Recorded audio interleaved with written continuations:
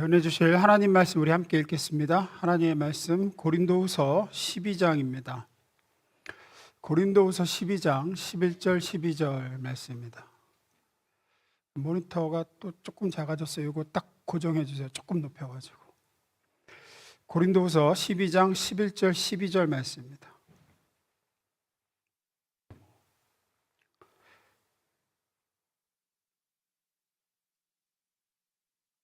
다 같이 한 목소리로 합독합니다.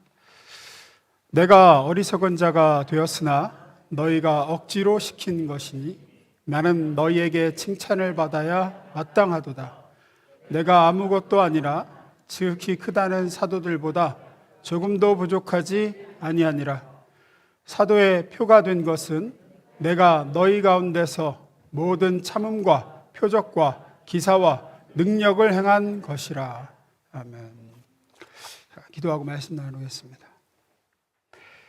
살아계신 하나님, 오늘도 이 시간 살아계신 하나님의 말씀으로 우리에게 먹여주실 줄로 믿습니다. 하나님 말씀을 하나님이 주신 능력으로 지혜로 잘 전달하고 증거하게 하시며 이 시간 귀 기울여 듣는 모든 성도들이 이 말씀의 진리의 뜻을 깨달아 알게 하시고 은혜 받게 하시며 그 은혜와 진리 안에 자유하게 하시고 기뻐하게 하소서. 예수님의 이름으로 기도드렸습니다. 아멘. 고린도 전서에서 시작한 말씀이 이제 후서 계속되고 있습니다. 참 신기한 게 사실 고린도 전서 후서가 그렇게 주제가 계속 겹칩니다. 계속 겹치는데도 이렇게 말씀을 주시는 것도 신기하고 준비하면서 저한테 이렇게 또 같은 주제로 전하나 준비하는데도 은혜가 계속 되는 것도 신기해요. 아마 이 주제의 말씀들을 우리 성도들이 꼭 듣기를 하나님이 바라시는 것 같습니다. 고린도후서에서 계속 반복해서 바울이 언급하는 것은 누가 참된 하나님의 종인가 하는 문제였습니다. 그 이유는 우리가 계속 살펴본 대로 이 거짓 교사들, 가짜 사도들, 이 사람들이 고린도 교회에 들어와서 고린도 교인들을 미혹했고 아마 대다수가 거기에 넘어갔던 것 같습니다. 그래서 바울이 이렇게 얘기를 하죠. 어떻게 보면 빈정되는 듯이 얘기하죠. 고린도후서 11장 4절입니다. 만일 누가 가서 우리를 전파하지 아니한 다른 예수를 전파하거나 혹 너희가 받지 아니한 다른 영을 받게 하거나 혹 너희가 받지 아니한 다른 복음을 받게 할 때에는 너희가 잘 용납하는구나. 그래요. 아마 대다수가 그렇게 넘어갔던 것 같습니다. 그런데 그 거짓 선지자들이 와서 고린도 교인들을 미혹한 방법이 어떤 거였느냐? 자신들은 바울과 달리 특별하고 신비한 체험을 했다. 우리는 바울이 받지 못한 초월적인 능력을 가졌다. 이런 식으로 선전하고 또 아마도 보여주기도 했던 것 같습니다. 모세가 바로 앞에서 하나님이 주신 표적을 행할 때도 바로의 술사들도 처음엔 따라하잖아요. 그렇게 이 거짓 선지자들도 그런 능력을 베풀었던 것 같습니다.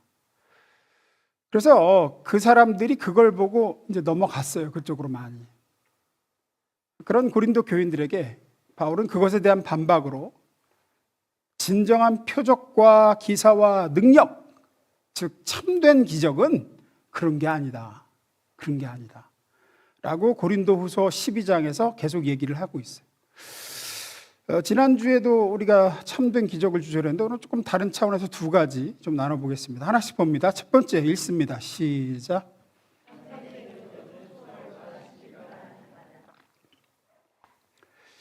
참된 기적은 우리가 생각할 때 초월적이고 어떤 초자연적인 현상이나 신비한 일들,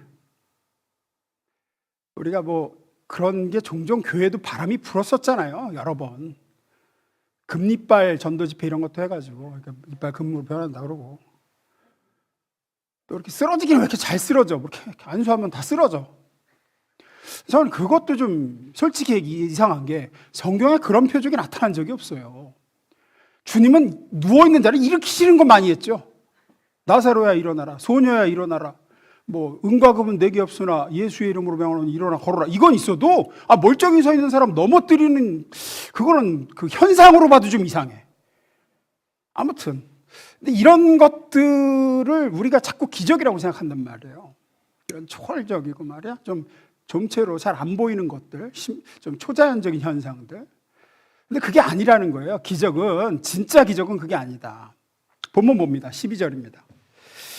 사도의 표가 된 것은, 내가 하나님의 부름받은 일꾼이라는 증표는 내가 너희 가운데 모든 참음과 표적과 기사와 능력을 행한 것이라.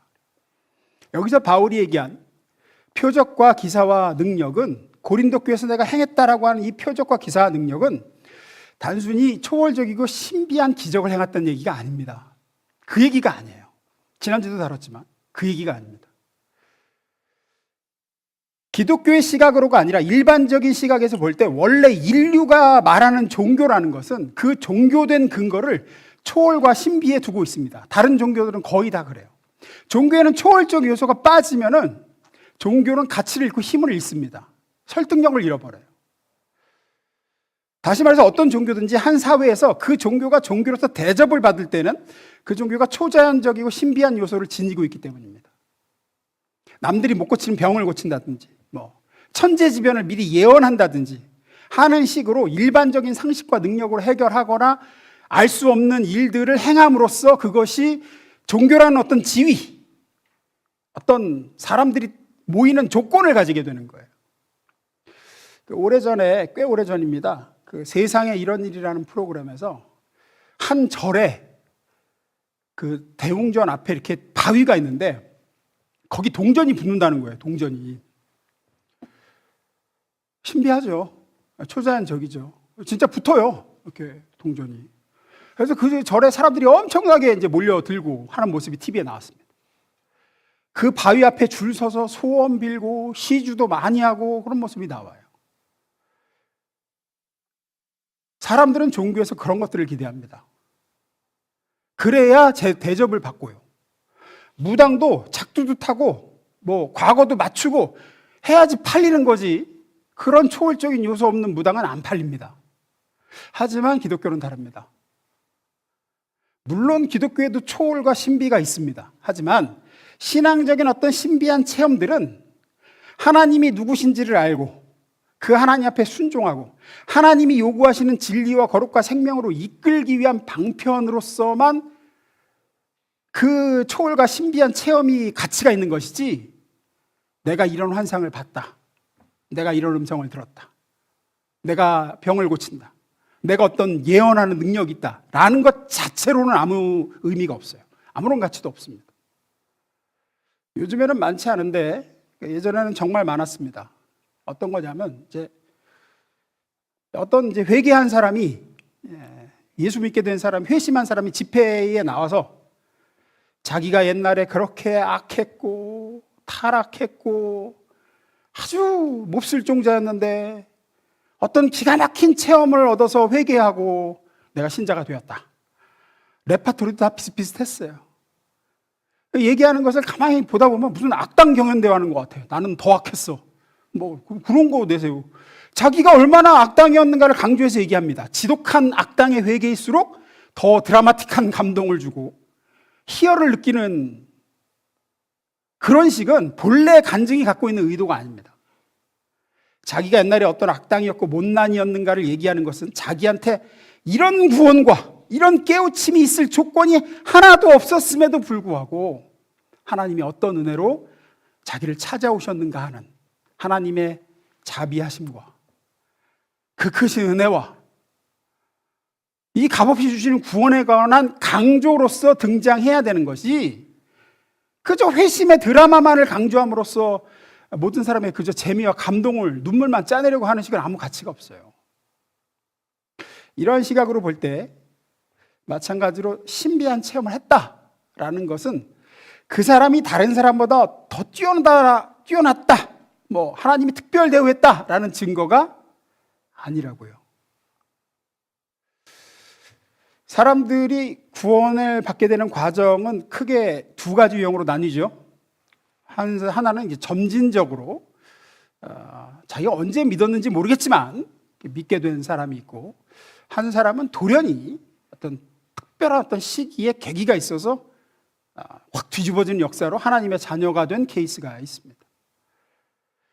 점진적으로 자기도 모르게 믿게 되어 하나님의 자녀가 된 대부분의 사람들은 보통 이제 가족 구성원이 모두 믿는 가정에서 이제 태어나서 자기가 신앙을 결정한 거 아니고 부모에 의해서 어릴 때부터 교회 출석했고, 그러니까 어느 순간 기독교 신앙이 자연적으로 하나의 어떤 자기 사고가 된 경우가 많아요. 어떤 선택이나 결정이나 갈등 필요 없이 신앙의 기초 과정을 그냥 마치 어린 시절부터 삶의 일부분으로 습관처럼 거친 분들이 그런 경우가 많습니다. 반면에 이제 다른 경우는 이제 교회하고는 전혀 관계도 없고 기독교와 예수하고는 담쌓고 지내던 사람이 중간에 돌연 어떤 사건이나 갑작스러운 체험을 하고 그래서 심경의 변화를 겪고 예수를 믿어서 하나님의 자녀가 된 케이스가 있습니다. 어떤 그 돌연한 체험, 갑작스러운 심경의 변화를 위하여 하나님이 한 신자의 영혼에 신비한 간섭을 하실 수 있습니다. 그렇게. 그 간섭이 얼마나 극적이고 초월적이냐 하는 데는 중요한 게 아니에요. 그거는.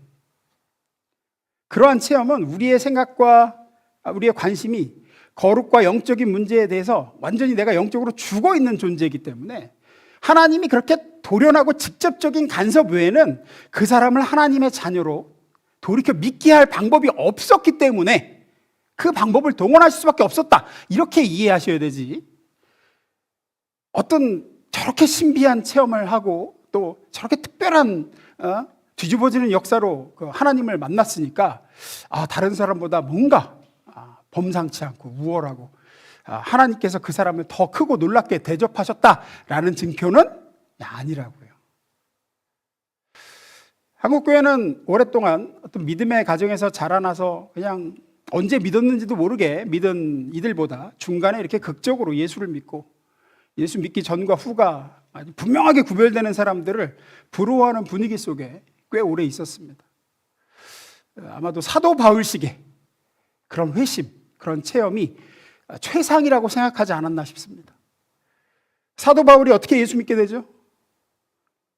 스데반 죽이고 예수 믿는 자들 핍박하고 다메섹까지 예수 믿는 자들 잡아 죽일 권한을 가지고 살기가 등등해서 다메섹으로 가다가 길에서 이제 큰 빛과 음성 가운데 예수님을 만나고 눈이 멀고 다시 뜨고 하는 신비하고 초자연적인 체험을 하고 그로 인해 그는 극적인 회심을 하고 예수를 믿게 됩니다.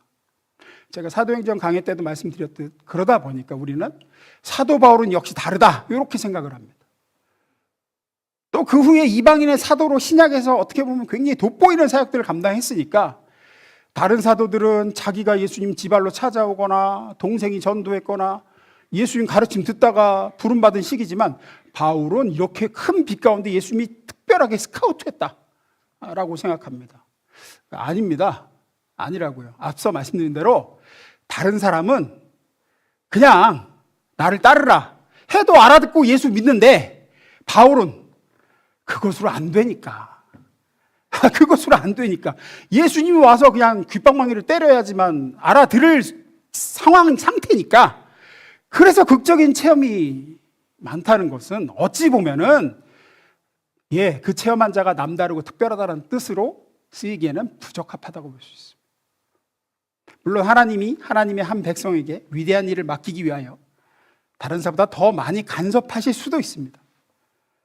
그러나 대부분의 경우에는 다른 방법이 없었기 때문에 그런 방법을 동원하실 수밖에 없었다라는 때가 훨씬 많아요. 민수기에 보면 발람이 하나님의 뜻을 어겨서 고집을 부리니까 누가 앞을 막아요? 처음엔 천사가 막죠. 원래는 천사가 막아. 근데 천사를 발람은 못 봐. 누가 보여? 나귀가 보죠. 당나귀가 봅니다. 그리고 당나귀가 하나님께서 입을 열어서 말하도록 하시잖아요. 이게 자랑할 걸까요? 이런 신비한 체험? 이런 초월적인 체험? 아니죠. 얼마나 모자르면 하나님이 당나귀가 말하는 초월과 신비를 동원하셨어야 했겠느냐라고 봐야 됩니다. 이런 의미에 불과한 것인데도 우리는 종교라는 것이 어떤 초월과 신비라는 개념이 자꾸 정립되다 보니까 신비하고 초월적인 체험들이 많을수록 그 사람이 종교적인 차원에서 고급한 존재라고 생각하기가 일쑤고 그냥 말씀을 통해서 묵상하다가 은혜 받는 건 별거 아니고 무슨 기도하다가 하늘이 열리는 환상을 본 건 대단하다고 생각을 해요. 반대라고요. 반대라고요. 그 사람은 그렇게 해야지만 알아들을 수밖에 없는 수준이기 때문에 그걸 열어줘서 봤지? 예수 잘 믿어. 이렇게 해야지만 예수 잘 믿을 사람이라 그럴 수도 있는 거예요. 어떤 면에서는. 그래서 목회자들마저도 그 사람이 전하는 내용이 아니라 체험적이고 신비적이기를 더 많이 요구받고 있는 교회가 많아요. 그러면 뭔가 위대해, 뭔가. 우리 목사님 영적이고. 그렇지 않습니다. 그러면 이런 초월과 신비가 기적이 아니다. 참된 기적은 그런 게 아니다. 그러면 성경이 말하는 진짜 참된 기적, 우리가 놀라야 될 표적과 기사와 능력은 뭐냐는 거예요. 뭐냐. 두 번째로 넘어갑니다. 읽습니다. 시작.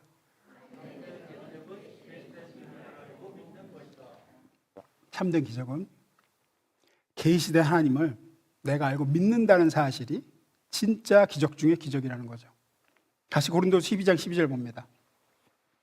사도의 표가 된 것은 내가 너희 가운데서 모든 참음과 표적과 기사와 능력을 행한 것이라. 바울이 행한 표적과 기사와 능력은 초월적이고 신비한 현상을 내가 많이 보여줬지 않냐라는 게 아니라 성경에 계시된 예수 그리스도를 내가 전했고 너희가 그 예수를 믿은 사실, 그것이 하나님이 너에게 베푸신, 나를 통해 베푸신 기사와 표적과 능력이다라는 거예요. 왜 신비한 그런 게 아니냐라고 제가 자꾸 얘기하냐면 고린도후서 12장 전반부에 보면 바울이 셋째 하늘에 올라갔다는 얘기를 하면서 자기가 올라갔다고 얘기 안 하고 어떤 사람을 아는데 그 사람 올라갔다 왔다. 그런데 난 그런 거로 자랑 안 한다 라고 얘기하는 걸 보면 알 수 있습니다. 바울이 얘기하는 건 그걸 얘기하는 게 아니에요. 앞서 세상의 종교들이 그 종교로서의 어떤 효용 가치를 신비와 초월에 둔다고 했습니다. 그러나 기독교가 진리된 어떤 가치와 권위를 절대 이런 초월과 신비로운 현상에 두지 않습니다. 어디에 두느냐? 계시에 둡니다. 계시. 기독교는 초자연적이고 신비한 어떤 것을 통해서 우리가 진리다라는 걸 증명하는 종교가 아니고 다 맞춰 오면 다 맞춰, 다 고쳐 이거로 증명하는 게 아니라 계시에 두고 있다고요. 계시가 뭐냐? 지난주 제가 생명의 삶에서도 강의를 했었는데 계시는 쉽게 말해 이겁니다. 하나님께서 내가 이런 하나님이다 라고 요만큼 자기 자신을 열어서 인간에게 보여주시는 걸 계시라 그래요.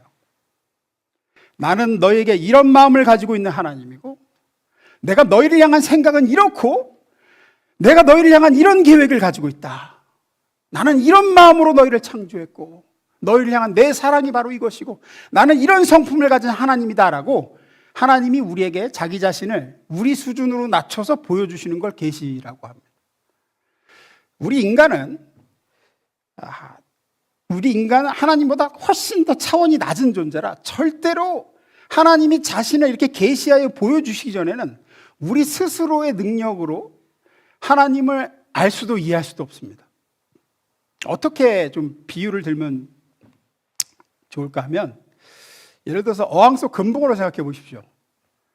어항 속 금붕어는 자신을 위해서 이 어항을 마련하고 밑에다가 모래를 깔고 수초를 심고 여과기, 산소 공급기를 설치해 놓고 때를 따라 먹이 주고 물 갈아주고 우리 집에도 도롱뇽 3마리 우리 막내가 키우는데 새끼를 많이 깠는데 새끼들은 다 죽었어요.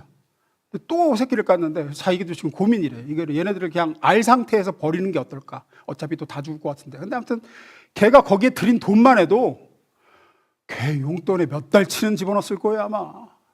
그런데 그 도롱뇽이 주인인 우리 막내 예나의 마음을 알까요? 모릅니다. 금붕어 도롱뇽은 어떤 마음으로 어항을 마련했고 여과기를 달고 산소공기를 달고 때를 따라 먹이를 주고 물 갈아주고 하는 주인의 마음을 절대로 이해할 수 없습니다. 그냥 뭐가 위에서 왔다 갔다 하면 먹이가 내려오더라 정도는 알아서 손만 가도 위로는 올라와 이렇게 손만 가도 위로는 올라오는데 절대로 주인의 마음을 이해할 수는 없습니다. 방법은 뭘까요? 방법은 주인이 도롱뇽이 돼가지고 혹은 금붕어가 돼서 거기 들어가서 금붕어의 언어로 그들이 이해할 수 있는 방법으로 설명해 주는 길밖에는 다른 길은 없어요. 우리가 그렇습니다. 우리가 하나님을 우리 스스로는 도무지 알 방법이 없어요. 하나님이 이걸 우리를 왜 지으셨다라는 이런 것들을 우리는 알 수도 없고, 하나님이 나를 향한 어떤 마음을 가졌는데 우리는 도무지 이해할 수 없어요. 그래서 하나님은 우리가 이해할 수 있는 수준과 우리가 이해할 수 있는 언어로 자신을 보여주신 겁니다. 딱 그렇게 보여주신 만큼만 우리는 하나님을 이해합니다. 그게 바로 계시입니다. 그게 바로 이 66권 성경, 계시된 하나님의 말씀이고, 그 말씀이 육신이 되어 오신 분이 예수님이죠. 우리가 도롱뇽이 되어 간 것처럼 하나님은 인간이 되어 오셔서 인간의 언어로 하나님의 마음과 우리를 향한 계획과 그 엄청난 사랑을 말뿐만 아니라 삶으로 십자가에 피 흘리시고 죽으심으로 보여주신 거죠. 기독교의 핵심은, 기독교가 진리된 가치는 어떤 초월적인 현상이나 신비한 뭔가가 뭐 벌어지고 뭐가 바뀌고 뭐 쓰러지고 넘어지고 자빠지고 이런 데 있는 게 아니라 계시된 하나님의 말씀에 있습니다. 그게 기독교가 기독교된 가치입니다. 기독교 신앙의 핵심은 그가 얼마나 놀라운 체험을 했는가가 아니고, 이 계시된 하나님을 내가 바로 아는가, 계시된 하나님을 내가 제대로 믿고 있는가, 그것이 핵심입니다. 기도원을 가고 집회를 가서 어떤 감동을 받았든, 어떤 신기한 체험을 했든, 하나님이 어떤 은사나 능력을 주셨든, 그 모든 것은 다 계시된 하나님이 누구신지 바로 알고 믿고 전하는 데에 초점이 모아지지, 그것 자체로는 아무것도 아니에요. 어떤 체험이나 신기한 현상이나 능력도 계시된 하나님을 내가 알고 믿는 것보다 앞설 수는 없습니다. 그래서 다시 두 번째 대지 본론으로 가면, 그래서 우리가 체험한 가장 큰 기적은, 여러분이 하나님께로부터 받던 가장 큰 기사와 표적과 능력은 예수 믿는 거예요. 예수를 믿게 된 거예요. 마태복음으로 가봅니다. 어떠한 체험이나 신비 현상보다도 이 한 가지 기적보다 놀라운 건 없습니다. 마태복음 13장 11절부터 봅니다. 이거 이렇게 한 줄에 있기 때문에 이거 PPT로 하라는 얘기였어요. 한 줄에 다 썼잖아요, 내가. 11절 어쨌든 읽습니다. 시작.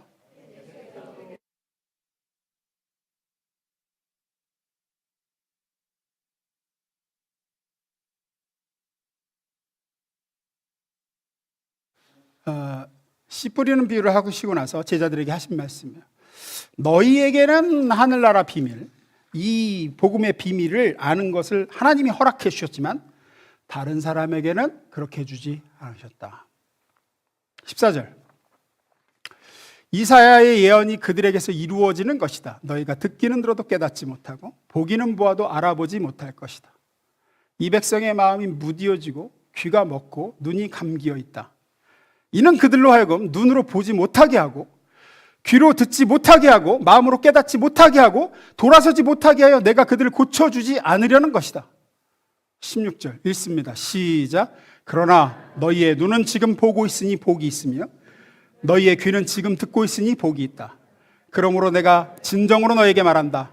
많은 예언자와 의인이 너희가 지금 보고 있는 것을 보고 싶어 하였으나 보지 못하였고 너희가 지금 듣고 있는 것을 듣고 싶어 하였으나 듣지 못하였다. 이 말이 무슨 뜻인지 잘 보십시오. 우리를 죄에서 구원하실 예수님이 오심으로 하나님의 나라는 이미 도래했습니다. 하나님의 구원이, 죄사함과 구원이 이미 베풀어졌어요. 그런데 예수님 말씀이 뭐냐? 모든 사람에게 베풀어진 건 아니다라는 거예요. 누구에게만 베풀어졌느냐?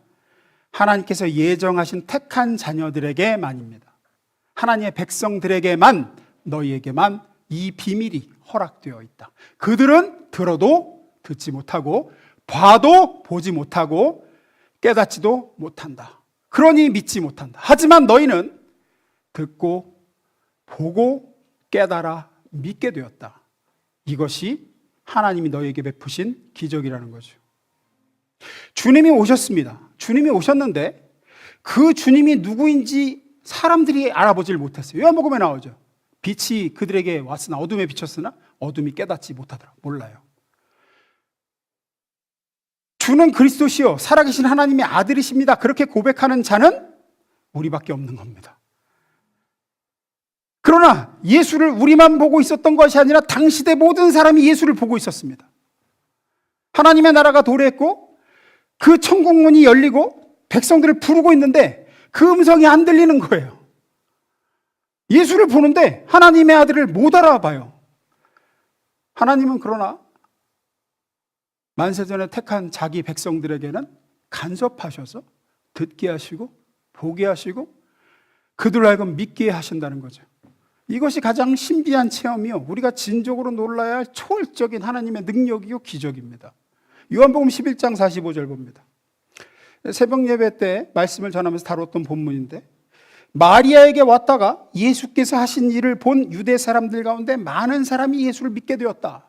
이게 뭐냐면 나사로가 죽은 지 나흘 만에 4일 만에 다시 살아난 것을 사람들이 보고 진짜로 많은 사람들이 믿게 됐다는 얘기예요. 세상에 죽은 지 4일이 지나서 썩어 문드러진 시체를 다시 살려냈다고 자기들이 두 눈으로 봤어요. 그리고 많은 사람이 믿었어요. 조문으로 왔던 유대인들이 예수님을 많이 믿게 됐습니다. 하지만 그 다음 절은 그러나 다는 아니라는 얘기를 합니다. 46절입니다. 그러나 몇몇 사람들이 바리새인들에게 돌아가 예수께서 하신 일을 밀고 했다. 이 놀라운 사건을 보고서도 믿지 않는 사람들이 있었더라는 거죠. 그들은 도리어 그 나사로가 살아난 일을 불편하게 여겨서 예수님에 대해서 적대적인 세력이었던 바리새인들한테 가서 이러한 일을 고발합니다. 그러니까 참 이상한 일입니다. 이들은 죽은 지 나흘이나 지난 나사로가 살아났다는 것을 소문으로 들은 사람들이 아니에요. 현장에서 자기들 눈으로 그걸 본 사람들이에요. 그리스도께서 큰 소리로 죽은 지 나흘 지난 송장에게 나사로야 나오라 명령을 하셨고 그 명령대로 살아서 걸어 나오는 나사로를 본 사람들입니다. 그런데 부활이요 생명이라고 하는 그분을 안 믿더라는 거예요. 안 믿어요. 우리는 여기서 사람에게 믿음이 어떻게 발생하는가를 생각해 봐야 됩니다. 나타난 기적을 뻔히 보고서도 사람들은 믿지 않더라라는 게 성경의 증언입니다. 우리 생각에는 여러분 그 안 믿는 그 전도 대상자에게 하나님께서 뭔가 신비한 걸 보여주시면, 뭔가 초월적인 능력을 베푸시면 믿을 거라고 생각되죠. 예를 들어서 그 사람 집에 가장 큰 문제가 있는데, 뭐 애가 불치병 걸렸는데 그 아이가 고침받으면 교회 나올 거라고 약속 굳게 하고 고침받았어요. 너무 감사해요. 나오긴 나올 겁니다. 몇 번 나오다가 예수를 안 믿어져서 결국은 떠나는 사람들도 대단히 많습니다. 그런다고 되는 거 아닙니다. 천지를 창조하신 하나님께서 직접 사람의 몸을 입고 이 땅에 오셔서 수많은 기적을 베푸셨어요, 예수님이. 그런데 사람들은 다 믿음으로 반응하지 않더라. 그게 성경의 설명입니다. 왜? 믿게 해주셔야 믿는 거기 때문입니다. 따라서 그렇게 믿게 해주시는 것이 우리에게 베푸신 가장 큰 기적이요, 초월적인 체험이자 신비한 능력입니다. 왜냐하면 아담의 후손으로 태어난 사람들은 태어날 때부터 이미 영이 죽어 있습니다. 그 영이 죽어 있다는 것은 하나님을 감각할 수 없다는 거예요. 육신이, 우리가 영이 죽은 게 아니라 육신이 죽었어요. 육신이 죽으면 아무리 사랑하는 자녀가 예를 들어 죽었다고 생각해보세요. 자녀가 죽었어요. 아무리 사랑하는 내 자식이라도 이름을 불러도 소용이 있습니까? 없습니까? 없어요. 왜요? 죽었기 때문에 듣습니까? 못 듣습니까? 못 들어요. 육신이 죽었기 때문에 못 듣습니다. 부모가 이미 죽은 자녀의 눈꺼풀을 강제로 올리고 날 좀 보라고 해도 죽은 자녀는 부모를 볼 수 없습니다. 생명이 깃들어 있는 살아있는 육체여야 부모를 감각할 수 있는 것이지 죽은 육체는 절대로 감각할 수 없습니다. 우리가 아담의 후손으로 태어난 모든 인류는 그렇게 영이 죽어 있다고요. 하나님을 감각할 수가 없어요. 하나님의 말씀을 들을 수 없어요. 죽은 시체가 사람이 아무리 불러도 들을 수 없듯이 영이 죽어 있는 자연인은 이미 태어날 때부터 아담의 후손은 그렇게 하나님을 감각할 수 없는 음성을 들을 수도 없는 상태로 태어나요. 죄 가운데 태어나요. 그분을 볼 수 없어요. 하나님이 불러도 듣지 못합니다. 빛 대신 예수님이 와도 그들이 못 알아본 이유가 그래서 그래요. 그런데 그렇게 죽어 있던 우리 영을, 우리도 그렇게 죽은 자들이었는데 하나님이 찾아오사 다시 그 영을 살리사 그 영의 눈을 떠 예수를 보게 하시고 그분의 말씀을 귀를 열어 듣게 하시고 그 사랑을 느끼게 하시고 우리는 지금 그래서 예수를 알고 믿어 구원을 받았습니다. 한 번도 만난 적이 없는 예수를 내가 사랑하고 예수님의 말씀을 읽으며 눈물 짓고 그 예수님의 십자가 피 흘리심이 나를 위한 것이라는 것을 내가 확실히 알고 믿게 되었어요. 이것은 나사로의 육신을, 죽은 육신을 살리신 것과 비교할 수 없는 큰 기적입니다. 죽은 영이 다시 살아나 하나님을 감각할 수 있게 되었다. 이것이 우리 믿는 자들이 받은 가장 큰 참된 기적인 줄 믿으시길 주님으로 축원합니다. 골로새서 2장 13절 15절에 이렇게 얘기합니다. 여러분도 전에는 죄와 할례 받지 못한 육적인 욕망 때문에 영적으로 죽어 있었으나 하나님이 그리스도와 함께 여러분을 살리셨습니다. 하나님은 우리 모든 죄를 용서해 주시고 우리에게 불리한 율법의 채무 증서를 십자가에 못 박아 없애버리셨습니다. 그리고 그리스도께서는 사탄의 권세를 짓밟아 십자가로 승리하셔서 그것을 사람들에게 보여주셨습니다. 기독교 신앙의 가장 핵심되는 것은 이 예수를, 그 안에 있는 죄사함과 자유와 승리 그리고 구원을 내가 믿게 되었다. 그 모든 게 나를 위한 하나님의 사랑이라는 게 느껴져요. 감사가 나와요. 그것으로 우리는 충분한 것입니다. 그렇기 때문에 고린도전서는 시작할 때 이렇게 얘기하죠. 고린도후서 1장 26절 29절입니다. 형제들아 너희를 부르심을 보라. 육체를 따라 지혜로운 자가 많지 아니하며 능한 자가 많지 아니하며 문벌 좋은 자가 많지 아니하도다. 그러나 하나님께 세상에 미련한 것들을 택하사 지혜 있는 자들을 부끄럽게 하려 하시고 세상에 약한 것들을 택하사 강한 것들을 부끄럽게 하려 하시며 하나님께 세상에 천한 것과 멸시받는 것도 없는 것들을 택하사 있는 것들을 폐하려 하시나니 이는 아무 육체도 하나님 앞에서 자랑하지 못하게 하려 하심이라. 우리는 자랑하지 못하게 한다는 것 때문에 아이고 하나님이 혼자서 자랑을 독차지하려고 그러시나 보다 이렇게 생각하실 수도 있는데 그 얘기가 아니죠. 여기서 말하는 육체로 자랑하지 못하게 했다는 말씀의 의미는 다음과 같습니다. 예전에 우리가 배운 신앙은 어떤 거냐면 아브라함 같고 모세 같고 엘리야 같아야 된다는 것이 신앙상의 중요한 하나의 목표였습니다. 아브라함을 본받자, 요셉을 본받자, 모세와 엘리야, 다니엘을 본받자였습니다. 아무리 육체라도 하나님 앞에 자랑하지, 아무 육체라도 하나님 앞에 자랑하지 못하게 하려 하심이라 해서 여기서 아무가 바로 아브라함이요 요셉이요 모세와 엘리야 다니엘을 얘기하는 거예요. 아브라함이 위인이라고 생각하고 나도 위인이 되기 위해서 아브라함을 본받자는 식, 그러니까 아브라함에게 자랑할 것이 있다고 생각하지 말라는 거죠. 그 얘기입니다. 어떤 육체도 자랑하지 못하게. 왜? 아브라함이 그렇게 믿게 하신 게 아브라함 속에 있는 게 아니라 하나님이 그로 하여금 믿게 하셨다. 누구도 마찬가지다. 누구도. 요셉이 본래 훌륭해서 요셉이 아니다.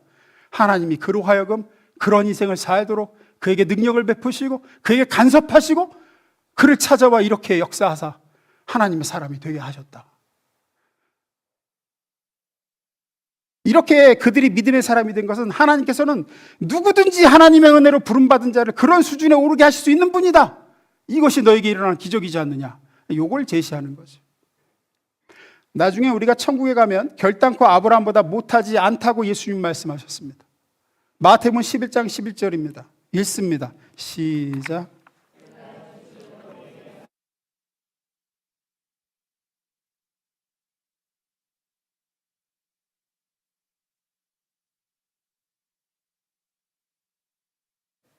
여자가 낳은 자 중에 가장 큰 자가 침례요한이라고 합니다. 그러니까 지금까지 언급했던 아브라함, 모세, 엘리야, 다윗, 요셉, 다니엘 이런 모든 사람보다 침례요한이 더 위대하다. 예수님이 그러셨죠.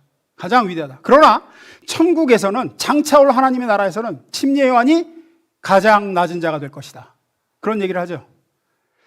침례요한이 가장 큰 자라고 하신 이유는 그가 구약 시대를 마감하고 신약 시대를 여는 인물로 침례요한은 예수 그리스도를 보고 알았기 때문입니다. 앞서 언급한 구약의 위대한 인물들은 예수 그리스도를 보지 못했습니다. 예수를 알지 못했죠. 아브라함이든 요셉이든 모세든 다윗이든 예수를 알지 못했습니다. 그들보다 침례요한이 가장 크다라고 말씀하신 이유는 그가 하나님의 계시의 완성이신 그리스도에 대하여 풍성히 알고 체험하고 믿고 있었기 때문이에요. 근데 그 침례요한도 예수님의 십자가와 부활을 보지도 못했고 누리지도 못했고 성령이 그 속에 내주하시지도 않았습니다. 우리는 다르죠. 우리는 십자가와 부활을 누리는 자들이요 성령이 우리 안에, 하나님의 영이 우리 안에 오셔서 우리와 하나 되어 거하고 계시죠.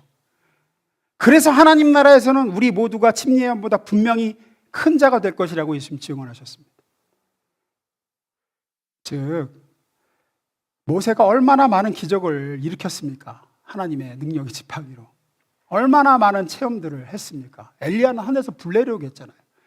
하나님, 예수님이 얘기하시는 건 그게 중요한 게 아니야. 계시야, 계시. 하나님이 계시하신 말씀이 육신이 되어온 나를 얼마만큼 알고 있느냐에 의해서 크고 작은 게 결정된단다, 얘들아. 구약의 수많은 사람들이 너희가 보고 있는 걸 보고 싶었으나 못 봤고, 너희가 누리고 싶은 걸 누리고 싶어서 못 누렸다. 그러나 너희는 지금 누리고 있다 라고 얘기하시죠. 우리가 그 은혜 받은 자인 줄로 믿습니다. 우리가 그 계시를 맛보고 누리고 있는 큰 자들입니다. 신비로운 체험을 누가 많이 했느냐? 하나님의 초자연적인 역사와 은사를 얼마나 받느냐는 것은 그래서 자랑거리로 하는 거 하나도 중요한 게 아닙니다. 고린도전서 1장 30절 31절 읽고 마칩니다. 너희는 하나님으로부터 나서 그리스도 예수 안에 있고 예수는 하나님으로부터 나와서 우리에게 지혜와 의로움과 거룩함과 구원함이 되셨으니 기록된 바 자랑하는 자는 주 안에서 자랑하라 함과 같게 하려 함이라. 우리의 모든 자랑은 계시된 말씀이신 예수를 내가 알고 믿는다는 겁니다. 하나님이 내게 그 기적을 베푸셨다는 사실입니다. 그리스도 예수의 구원의 은총을 입은 것이며 우리 모두 하나님의 고귀한 사랑을 받아 하나님의 자녀라 일컬음을 받게 되었습니다. 이 지위와 이 믿게 된 은혜와 특권과 비교할 때 다른 건 아무것도 아닙니다. 이것으로 우리는 차고 넘치게 족합니다. 이보다 더 큰 신비, 더 큰 초월적인 체험은 존재할 수가 없습니다. 하나님이 자기 아들을 이 땅에 보내셨고 그 아들을 우리가 알고 보고 믿고 있습니다. 여러분이 믿게 된 그 믿음, 여러 예수를 보게 하신 눈, 말씀이 들리는 귀, 그것이 가장 복되고 가장 놀랍고 신비하고 초월적인 선물임을 아시고 감사하며 기뻐하시길 주의 이름으로 축원합니다. 기도하겠습니다.